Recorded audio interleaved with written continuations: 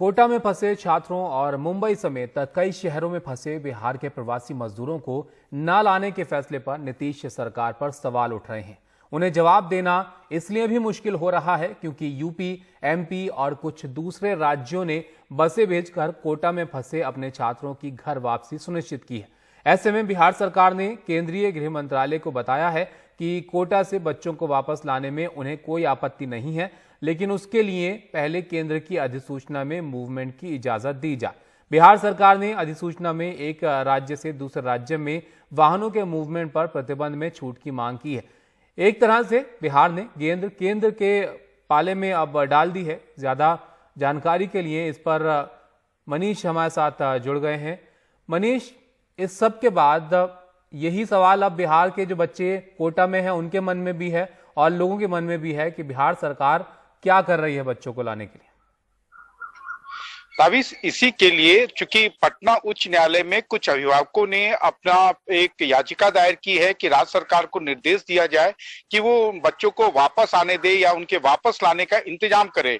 इसी के तहत जो है पटना उच्च न्यायालय ने केंद्र सरकार को भी ये इसमें एक पार्टी बनाया है और केंद्र सरकार के से आज वार्तालाप के दौरान जो है बिहार सरकार के आला अधिकारियों ने ये बात कन्वे किया है कि चूंकि इंटर स्टेट मूवमेंट आपने वो चाहे वाहनों का हो या लोगों का हो आपने प्रतिबंध लगाया हुआ है, तो उस आदेश को या तो शिथिल कर दिया जाए या दूसरा एक आदेश दिया जाए जिसमें वाहनों का और लोगों के आने जाने पर से प्रतिबंध हटा दी जाए। उसके बाद उन्हें कोई आपत्ति नहीं है। उनका कहना है कि अगर केंद्र सरकार वैसा अध्यादेश या वैसा आदेश पारित करती है तो उसके बाद ऑटोमेटिक जो फंसे हुए छात्र वो ना केवल कोटा में हो, पुणे में, बेंगलोर में या उड़ीसा में या बंगाल में, वो सभी वापस अपने घर आ सकेंगे और साथ ही साथ प्रवासी मजदूरों का भी बिहार में अपने घर वापसी संभव हो पाएगा। लेकिन फिलहाल उन्हें यह लग रहा है कि जो कुछ राज्यों ने ऐसी पहल की है तो वो एक तरह का मैच फिक्सिंग खेला जा रहा है, जिसके कारण दबाव बिहार सरकार पे बढ़ा है। इसमें कोई संदेह नहीं है।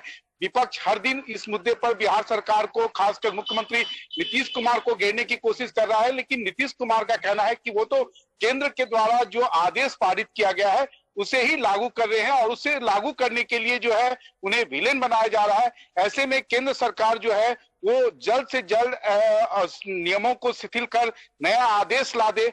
और मैं आपको बता दूं ताबिश की प्रधानमंत्री नरेंद्र मोदी सोमवार को राज्यों के मुख्यमंत्रियों के साथ वीडियो कॉन्फ्रेंसिंग कर रहे हैं, तो शायद उसमें भी लगता है कि बिहार के अलावा कई ऐसे राज्य हैं जो इस मुद्दे को उठाएंगे। खासकर महाराष्ट्र के मुख्यमंत्री उद्धव ठाकरे ने कई बार कहा है कि जो प्रवासी मजदूर फंसे हुए हैं उन्हें वापस घर जाने के लिए उपाय किए जाए। मनीष जी, एक बहुत जल्दी से आपसे जानना चाहूंगा, आपने कहा कि राज्य सरकार केंद्र के नियमों का पालन कर रही है, लेकिन जो दूसरे राज्यों से छात्र वापस आए हैं, क्या उन सरकारों ने उल्लंघन किया कानून का? देखिए, अगर आप माने तो बार बार नीतीश कुमार ने ऑन रिकॉर्ड कहा है कि जो वापसी हुई है या जो राज्य सरकारों ने पहल की है वो लॉकडाउन के आधार के साथ अन्याय है। निश्चित रूप से जो आदेश है उसमें ऐसी बातें नहीं कही गई थी, लेकिन हाँ, राज्य सरकारों ने पहल की और केंद्र ने भी उसमें समर्थन दिया। केंद्र के ही सहयोग और समर्थन से कोई भी राज्य जो है अपने बच्चे, वो चाहे कोटा हो या कहीं अन्य राज्यों में, आज जैसे आपने देखा कि उत्तर प्रदेश ने अपने प्रवासी मजदूरों को भी वापस लाना शुरू किया है, तो केंद्र ने एक तरह से अलिखित मौन सहमति दी है जिसके कारण ये संभव हो पा रहा है। ताबिश।